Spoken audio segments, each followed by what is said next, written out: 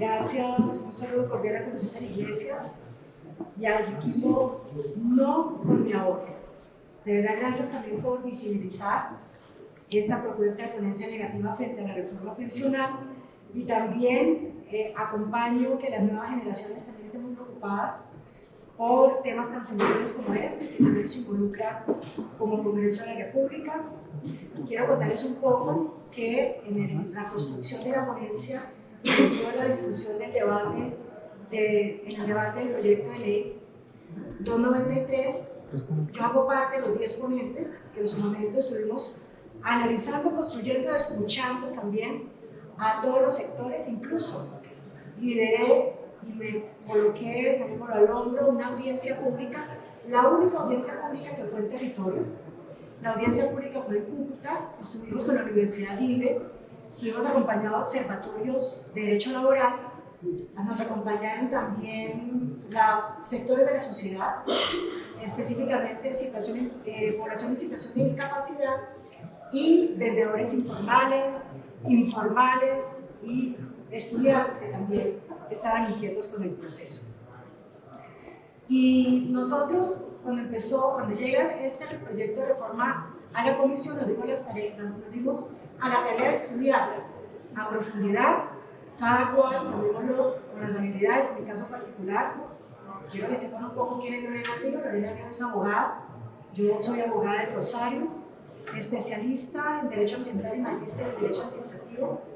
Estudié fuera del país Derechos Humanos, conozco muy de cerca la problemática frente a los sectores sociales vulnerables y también vengo estudiando, actualizándome en todos los procesos de estrategia de protección global de la infancia con la Universidad de Harvard. Entonces, en ese punto he estado en ese proceso, pero también estuve muy vinculada al servicio público por 25 años. En Bogotá, estuve en el año 98 liderando temas de población social vulnerable y en los 2 anteriores gobiernos. La última década estuve en el nivel de asesora del ministro del Interior del presidente Santos cuando inicia todo su gobierno y después con el presidente Iván Duque en el nivel directivo. Estuve muy de la mano en la estructuración de políticas y programas sociales que involucran a la población vulnerable del país. Entonces, cuando llega todo el proyecto, hay unas herramientas, de formación y de conocimiento que permiten también hacer un estudio más allá que simplemente verificar unos artículos, sino también revisar aspectos técnicos en la construcción del proyecto. Y por eso, porque sé que ustedes han leído el texto de la ponencia negativa, hice un estudio de legislación comparada de más de 26 sistemas de protección integral y específicamente un análisis de 9 sistemas en el mundo que trabajan el modelo de sistemas de pilares que fue el que el gobierno nacional plantea en este proyecto 93. Quiero agradecer a los senadores que nos acompañan, al senador Carlos Abraham Jiménez de Cambio Radical, a la vocera del Partido Liberal, la senadora Karina Espinosa. El senador David Luna se va a hacer parte, están saliendo de un debate en la comisión primera como ponente citante y se va a hacer también, se va a unir a nuestro espacio la senadora Berenice Bedoya, que es del partido ASI. Y también quiero contarles un poco que en esa revisión contamos prácticamente con 22 meses de trabajo. Y quiero contarles eso porque fueron meses de trabajo no solo con los senadores, sino con los equipos técnicos y con el gobierno nacional. Pues tuvimos siempre una preocupación, aunque nos dimos la tarea como ponentes, de permitir que se diera el debate. O sea, nos dimos la tarea de que se empezara el debate de la reforma para, en el curso de las mesas de discusión y en las sesiones de discusión, poder fortalecer y poder tener claridad sobre todo los temas económicos. Los temas financieros fueron siempre como el punto, llamémoslo, de preocupación, que fueron parte de la mayoría de las peticiones durante las distintas mesas de trabajo y las sesiones de la comisión. En ese sentido, pues, como contarles ese antecedente para decirles que la ponencia negativa surge de un estudio juicioso, de un estudio serio, y que esta presentación de la ponencia negativa pues también me ha dado dos preocupaciones, y aquí está mi equipo que ha sido también acompañante de ello. que la percepción que ha habido es, y sobre todo hacia ciertos sectores, es que cuando no se está de acuerdo con una ponencia, es decir, estamos en contra del gobierno y nos tildan también de enemigo del gobierno, y también lo que más me preocupa, enemigo de la causa social. En ese sentido, ha sido de verdad, son temas que preocupan en esta coyuntura y que también han sido como parte de la vivencia que se ha tenido, porque creo que hacer política no requiere que nos basemos en ataques personales. Creo que aquí debemos construir conforme a los elementos y también aportar de lo mejor que podamos nosotros aportar en nuestros conocimientos, en este caso en beneficio del país.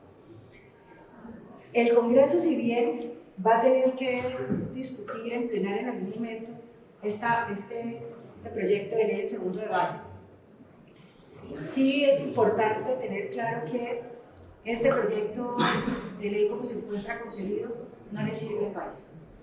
Y del estudio en estos 6 meses, definitivamente es un proyecto que no es sostenible ni responsable fiscalmente. Pero a su vez, cuando analizamos la construcción técnica del modelo de sistema de pilares, las condiciones propias del modelo de sistema de pilares ceden ante un modelo de sistema de reparto, y entonces al final lo que tenemos es un gran sistema de reparto.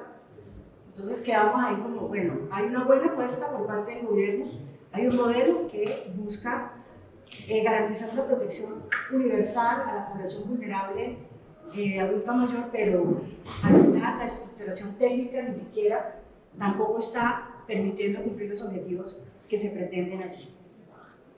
Y yo quiero contarles a ustedes también un tema que he hablado con varias de las bancadas, pues en esos diálogos, llamémoslos muy sinceros en plenario, les he dicho que por más de que nosotros busquemos bajar los umbrales a la máxima expresión, o busquemos generar también que la gobernanza de este fondo de ahorro del pilar contributivo lo demos no sé, al Ministerio de Hacienda o a entes que garanticen que este recurso se invierta en la debida forma, tampoco va a ser la solución, porque hay un problema estructural en la construcción del modelo, del sistema de pilares. Entonces, en esa línea, las conclusiones en este estudio, en estos 6 meses, empezaron a evidenciar que evidentemente hay un problema estructural, y yo me permito como darles unas cifras de cada pilar, cómo ese problema estructural queda reflejado, y por más de que queramos cambiar un artículo, bajar a la máxima expresión, buscar un sistema de gobernanza para el manejo de los fondos,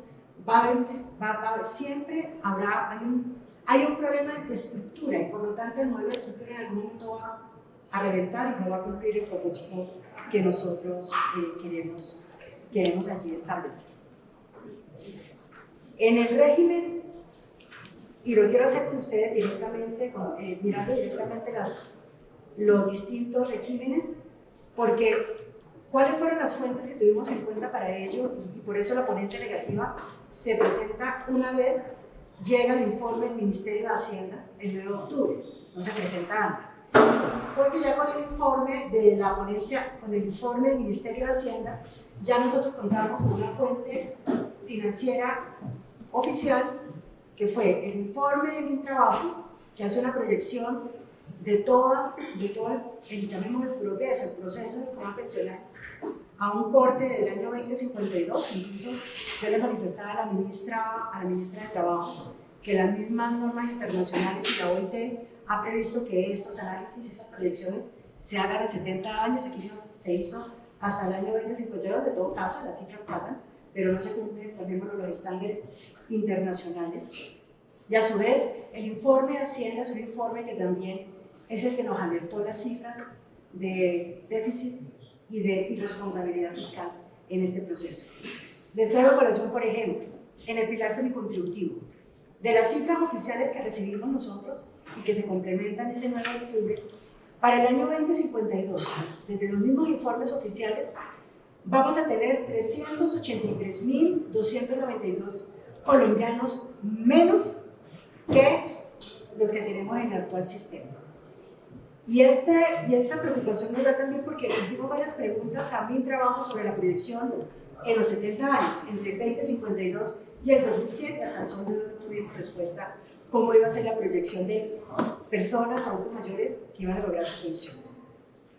Se incrementa en 3 años el tiempo de cotización para los afiliados al régimen de ahorro individual, es decir, se volverán cotizando 1.300 semanas.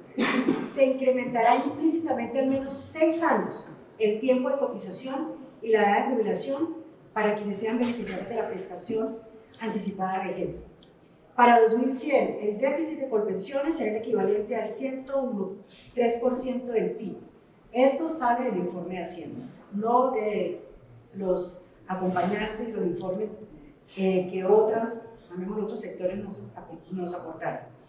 También para el año 2007 el régimen de prima media va a consumir el ahorro pensional por el equivalente al 210,6% del PIB. Para el año 2052 se multiplicará por 3 el gasto de la nación, pasando del 32% del PIB al 95% del PIB. Y para el año 2070 el ahorro pensional se va a acabar totalmente. Y ahí yo sí les quiero decir uno de los temas que yo todavía le estoy diciendo, le decía al ministro de Hacienda, con mucho respeto le decía al ministro, él manifestaba, es que en el año 2070 se agota el paso pensional, porque es lo que la dinámica establece, que cada 30 años se agota. Él decía, ¿dónde está eso? ¿Cuáles son las reglas de ese proceso? Frente al pilar semicontributivo, Colpensiones va a pagar, recuerden que en el pilar contributivo vamos a estar entre los que pasan de una semana de cotización a 999 semanas. Siempre desde el día donde dijimos, esta construcción de este pilar semicontributivo no entendemos para dónde va, no entendemos qué quiere, y al final lo vemos regresivo también frente a los derechos de los trabajadores. Colpensiones va a pagar una indemnización sustitutiva a quienes coticen menos de 300 semanas, que es 7 veces menor a lo que recibiría si hubiera estado ahorrando en un fondo privado. Y de acuerdo también con los datos de Hacienda, los que no alcancen a llegar a las 1000 semanas van a recibir pagos mensuales entre 74.000 pesos y 250.000 pesos. Y como la mayoría de colombianos quedamos en 700 semanas, o la mayoría de colombianos alcanzan, están en el rango de las 700 semanas, pues van a recibir una suma de 185.000 pesos que al final está en la misma proyección de la pobreza monetaria del año 22 por debajo de la línea de pobreza monetaria extrema. Entonces ahí decíamos nosotros, bueno, entonces le estamos diciendo a la gente, es importante que cotice y aporte. No alcanza a cumplir las 1000 semanas, 999 semanas. 999 o 990 o 700 semanas va a tener una suma entre el 74.000 y 250.000 pesos. Va a ser más práctico, incluso más beneficioso para la persona recibir, o para ella en su predicción es más fácil, más práctico recibir el subsidio, el pilar solidario, que prácticamente también está generando esa cultura de cotización. Entonces, cuando veíamos nosotros esa estructuración, decíamos, bueno, arreglarlo, bajar y subirlo va a solucionar. También era parte del debate que tendrá que dar la plenaria si no acompaña la ponencia negativa en las mayorías en los próximos días. Y frente al pilar solidario, de los mismos cálculos que nos dan Mi Trabajo y Mi Hacienda, se va a pagar una renta básica a 2.5 millones de colombianos adultos mayores en el año 2024 y 4.4 millones en el año 2052, porque recuerden, este es el tope máximo que siempre nos dio el Ministerio de Hacienda. El programa no va a garantizar una protección universal para los adultos mayores en situación de pobreza. Entonces, volvemos a lo mismo. Entonces, el motivo, y que creo que fue lo que nos enganchó a los ponentes, era buscar esa solidaridad con los adultos mayores en situación de vulnerabilidad que no tienen una protección universal. Volvemos a lo mismo. Está cumpliendo, está el sistema, o el modelo de sistema de pilares, los objetivos que se manifestaron al inicio, dista mucho de la realidad. Adicionalmente, algo que nos ha preocupado y que también lo he entendido cuando hemos escuchado a los diferentes sectores, es que hay en la conciencia colectiva la convicción de que el adulto mayor en situación de vulnerabilidad va a recibir 500.000 pesos. Y eso tampoco es real. Al final, lo que van a recibir los adultos mayores es un promedio de 190.000 pesos, y que también con las estimaciones, las estimaciones que nos hacían, subía a 223.000 pesos. Pero lo mismo, La pobreza monetaria extrema, empezamos ahí con los límites con la pobreza monetaria extrema y volvemos al mismo. Estamos cumpliendo a cabalidad lo que queremos hacer, de tener un subsidio, una solidaridad con los menos favorecidos e incluso con aquellos que no tienen garantizada una protección integral en la vejez. También el proyecto plantea el incremento anual con la variación del IPC en este pilar solidario. Sin embargo, en la última década, y se hicieron los cálculos de 2011 a 2022, han habido saltos superiores a la inflación en el 40%. Por lo tanto, en el mediano plazo, muchos de los beneficios en algún momento no van a superar ni siquiera la pobreza monetaria extrema. Entonces, volvemos a lo mismo, ¿qué hacemos con esos pilares? Si es el modelo a seguir, pero se estructuró técnicamente de una manera que no va a poder cumplir las expectativas que también lo que nos tiene a nosotros acá, porque algo que sí quiero que tengan ustedes claro es que como congresistas somos conscientes que Colombia sí requiere una reforma pensional. Y también somos conscientes, por lo menos los ponentes y quienes hemos estado haciendo un estudio juicioso del proceso, somos conscientes que el sistema de pilares, el modelo del sistema de pilares, es una buena vía. Lo que pasa es que tiene que ser un sistema de pilares robusto, que a su vez también tenga sostenibilidad y responsabilidad fiscal como parte de los elementos propios de su consolidación. Hay unas afectaciones muy particulares, y entre ellas hay unos impactos que se van a dar a las poblaciones, impactos que van directamente a los trabajadores, se les va a reducir las mesadas pensionales y además van a tener que cotizar 3 años más de manera obligatoria, y quienes no completen las cotizaciones van a estar en pobreza monetaria extrema al momento de su jubilación. O sea, tampoco estamos cumpliendo con los principios fundamentales de un sistema de protección integral a la vejez. También hay un punto que hemos recibido de verdad o escuchado con mucha atención a varios sectores. Nos han indicado la gran preocupación también que hay es por los sectores productivos de la economía, porque al agotarse el ahorro pensional hay nuevos riesgos en el sistema de capitales. Entonces, eso también va a generar las consecuencias a la comunidad y trae otras consecuencias en escala. También allí es irresponsable fiscalmente porque en el año 2070 y en el mismo informe, que yo sé que ustedes lo deben tener porque son de público conocimiento, el ahorro pensional a 2070 definitivamente se agota. Y va a ser imposible poder financiar el pago de las pensiones con posterioridad. También un tema, y eso sí lo resalto, que surgía en las mesas de diálogo, pero como les digo, siempre tuvimos la voluntad de poder escuchar y construir un proceso, porque la apostamos a construir una reforma pensional en su momento en la comisión. No se consultó a la población sobre los cambios que iba a haber y los cambios en las reglas de juego del sistema pensional y la jubilación. Y también del análisis que hacíamos, no solo en las cifras y los comparativos, no se corrigen las fallas del diseño del sistema pensional actual, vuelve a ofrecerse altos subsidios a mesadas pensionales a través del régimen de prima media. También salta a la luz que no se corrigen los problemas estructurales que tiene el programa Colombia Mayor. No se ha logrado focalizar, genera un alto costo fiscal y tampoco estamos sacando adelante los adultos mayores en condición de vulnerabilidad que al final quedan bajo la línea de pobreza monetaria extrema o sobre la línea de pobreza monetaria. Y tampoco incentiva el ahorro. Entonces, al no incentivar el ahorro de los colombianos, tampoco crea oportunidades para la inclusión de poblaciones vulnerables que históricamente han estado fuera de estos procesos con la informalidad. Artistas, deportistas, campesinos. Tuvimos la oportunidad de escuchar organizaciones campesinas en ese sentido. Líderes religiosos, ministros de culto, población en situación de discapacidad no van a tener garantías para acceder a condiciones dignas en su vejez.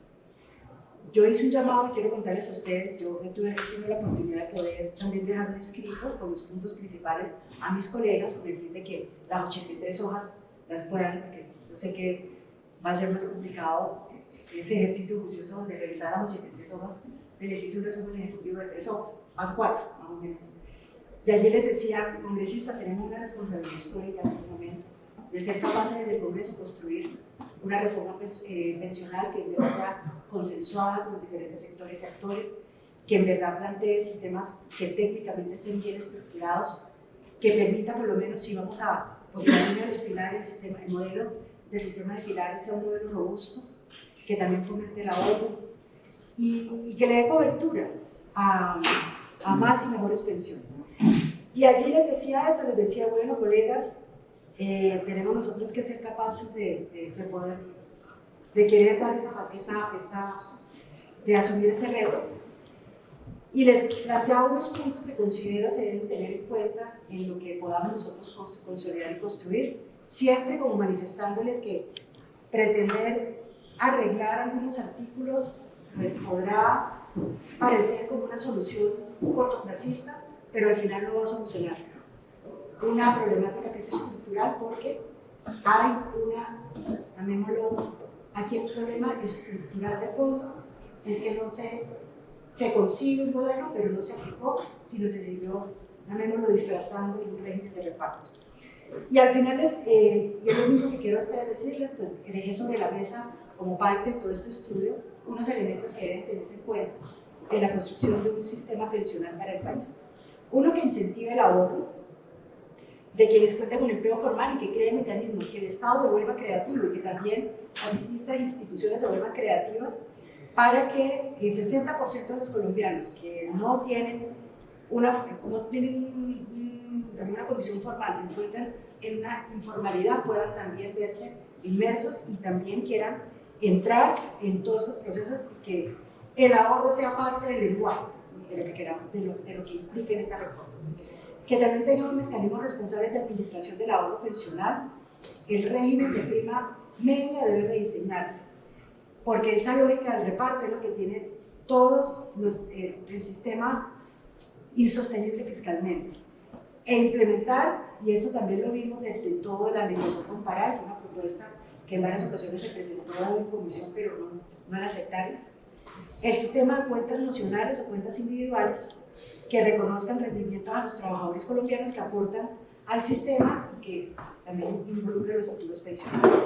Y profundizar en nuestros mercados financieros para lograr cobertura en los riesgos y la ampliación de la oferta de servicios de aseguramiento, porque eso nos permite mayores réditos económicos frente a ese esfuerzo social que realiza el país para proteger o lograr una protección universal a nuestros adultos mayores vulnerables. Entonces, en esos términos, gracias Julio, poderles contar, resumido, de esas 81 más, que pues ha habido siempre, hubo siempre, y ahora tal vez, y cuando hemos podido estar en espacios con los demás ponentes, sí hubo de nuestra parte como la intención de poder construir, porque sabemos que Colombia requiere una reforma pensional, una intención de sentarnos, escucharnos.